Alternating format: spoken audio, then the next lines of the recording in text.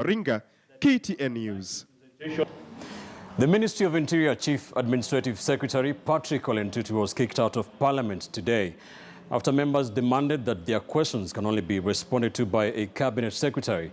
Members of the National Assembly's Committee on Administration and National Security accused the Interior CS Fred Matiang of snubbing the committee for 2 years since his appointment. The committee has directed Matiang to appear before it in person Tuesday next week. As KTN senior political reporter Patrick Amimo now tells us, Speaker of the National Assembly Justin Muturi is this week expected to make a ruling on whether chief administrative secretaries have executive powers to appear before Parliament to answer questions addressed to their CSs. That this term of Parliament is just 2 years. The National Assembly Departmental Committee on Administration and National Security had convened where the Interior Cabinet Secretary Dr. Fred Matiang was to respond to questions by 19 MPs. A communication made available to media houses was that Matiang had confirmed attendance. After an hour's wait, the Chief Administrative Secretary came to represent the boss. Every Tuesday, the CS meets with all the cabinet. So the meeting is going on right now at Harambee House. The members were not amused. It seems the honeymoon is over. Members said to allow a Chief Administrative Secretary to respond to questions was in contravention of the Constitution and standing orders. Article 153 of the Constitution, Part 3 says, a Cabinet Secretary shall attend before a committee of the National Assembly or the Senate when required by the committee and answer any question concerning a matter for which the Cabinet Secretary is responsible. This is the Constitution of Kenya.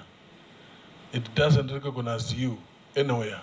Some of the questions which he was to answer pertains to areas where lives have been lost, property have been lost, and I think the minister is taking this committee for granted. Last week, Tuesday, Kimilili MP Didmas Barasa rejected an answer by Health Chief Administrative Secretary Rashid Aman, insisting that Rashid does not have the authority to give the minister's official position. The issue was also raised on the floor of the House and generated an interesting debate that now awaits the Speaker's ruling. The person who can appear before this House to provide answers to the very many questions we ask should not be a person of below the rank of a principal secretary, Honorable Speaker. But in the CAS, these are people, I don't know whether they are clerks, whether they are messengers who operate between the office of the PS and the CS. The point raised by Barasa is one of accountability to Parliament. Because you need to know who should appear before you, otherwise then all manner of people will appear before you telling you that they are responding and they are just reading some answer. The questions should be answered by the minister or the cabinet secretary. If we open it up, I am telling you, Honorable Speaker, some ministers or cabinet secretaries will not even appear in Parliament. They will be using the same actions, Honorable Speaker. So what happens? We lose accountability between Parliament and the executive, Honorable Speaker. The committee is now stamping its feet. We haven't received any communication from this committee or even Parliament by the Speaker that the CSs should not appear.